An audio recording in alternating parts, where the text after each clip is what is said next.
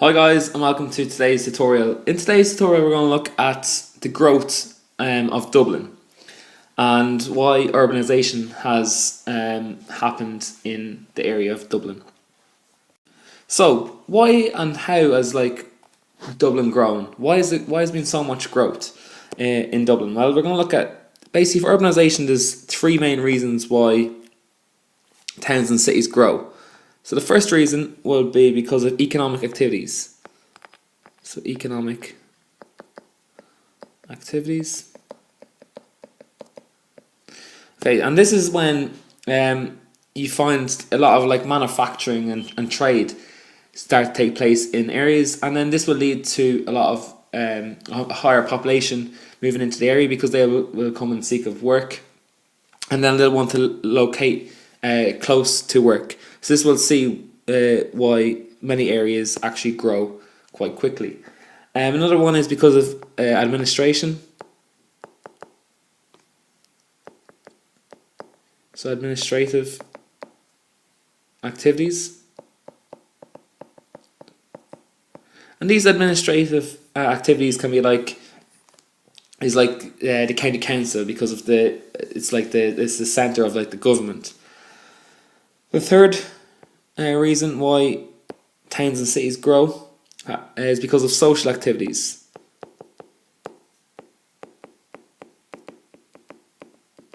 So nowadays there's a much larger and variety of leisure activities available. So because of the demand of these social activities, people have now required extra space and to do so that they've taken up some of the rural areas, and this has led to the whole growth of Dublin, the whole growth of urban areas, and this whole theme of urbanisation. In Dublin and in many countries, what they try to do is they try to use it's this important word. It's called decentralization. Okay, so decentralization,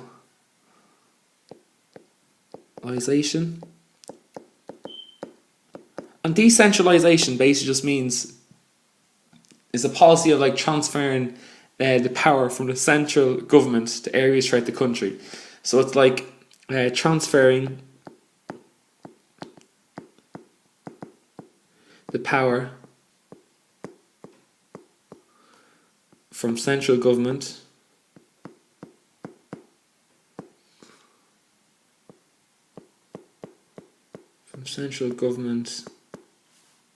to areas throughout the country.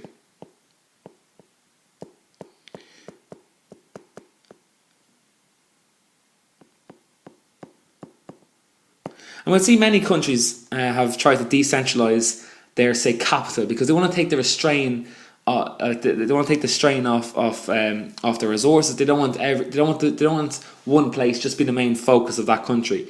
Now, naturally enough, with the capitals, you usually will find that will become the focus, but they do try to decentralise, and it basically just means to try relieve and reduce some of the pressure and the strain, and take some of the focus off of Dublin. And an example of this could be Brazil, where the capital was Rio de Janeiro, and they changed the capital to Brasilia, and this was to try take the pressure off Rio de Janeiro, because they didn't want so much of a focus on that area. So they changed the capital to Brasilia and try to put more of a focus on other areas of Brazil. And when they do this is called decentralization. So there's been 6 stages to the development of Dublin. So we're just going to talk about each stage now. So stage 1 was the Viking era. So the Viking era, and this is when the Vikings created Dublin's trade route, and they created a lot of the economic activity. Stage 2, this is the Norman period. The Norman, or we can say the medieval period. So during the Norman and medieval period, many trade links was set up between Ireland and England, which led to even more economic activity, and Dublin Castle became the centre of administration for the government of Ireland. There's a lot of administrative activities happening in Dublin Castle. In stage 3,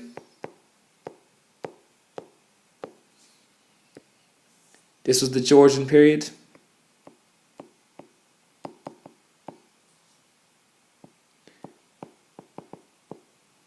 And in the Georgian period, Dublin Port, the Grand Canal and the Royal Canal were built to improve trade, so it led to more economic activity. Manufacturing industries were developed, such as like the Guinness Brewery, and the Parliament was set up in Dublin until 1800, and this was an administrative activity. Stage 4 of Dublin's development, we just know it as the 19th century period. Okay, so the 19th century. And this is when Dublin's population started to rise, and it was about 180,000. It experienced huge poverty during this time, during the 19th century, with entire families living in like one room, very congested in small areas. Dublin became a city for poor people, with many living in tenement properties. And people found it quite difficult to live and survive during this period, as there was a lot of poverty. Stage 5 is known as the 20th century.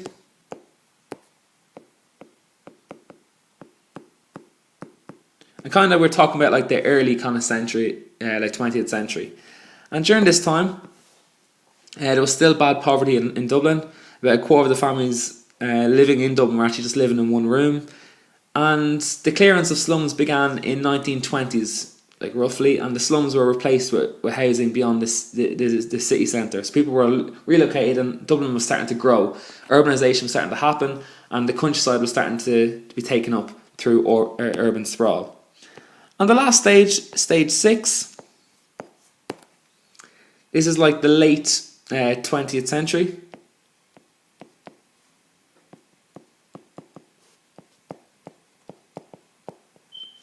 And during the late 20th century, traditional like industries started to decline, but buildings of new industrial estates on the outskirts of the city were starting to replace them.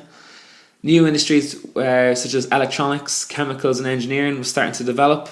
The population of the city centre fell as areas of the slum housing were demolished. An example of this could be like Ballymun.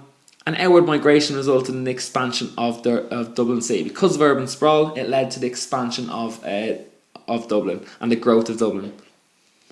And many areas of Dublin actually went under major redevelopment and major renewal schemes. An example of this could be the Dublin Docklands. And I'm actually going to put in an extra stage. I know I said it was 6, but I'm going to put an extra one, stage 7. So this is like the 21st century.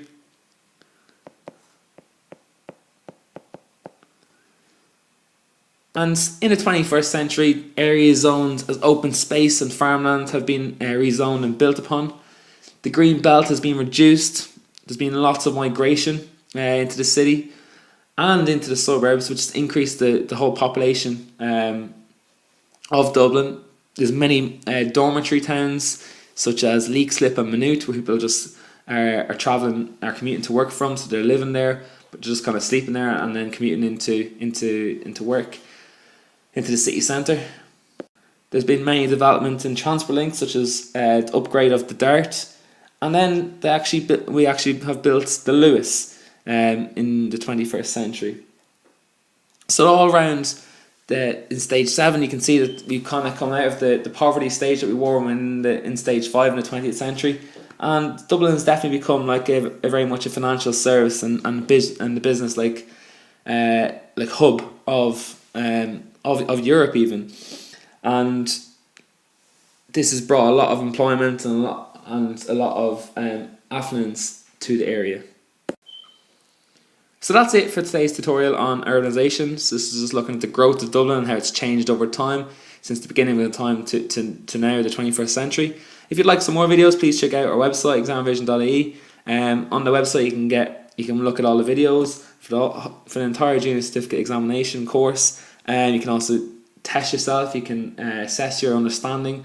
When you do each video, you can there's a little test, and you can also get notes and PowerPoints also on the website. So please go to the website examrevision.ie where you'll find lots of videos. Thanks guys.